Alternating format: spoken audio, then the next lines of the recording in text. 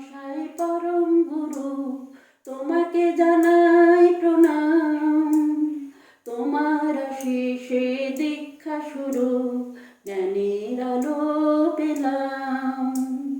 শিক্ষক মশাই জ্ঞানের বাতি, জ্ঞানের আলো ছড়ায়। নিরক্ষরতা মুক্ত করে, নেই কোনো বড়াই। তুমি সমাজের শ্রেষ্ঠ মানব, সমাজ গড়ার কারিগর। তোমার হাতেই মসৃণ হয় এই সমাজ সভ্যতার।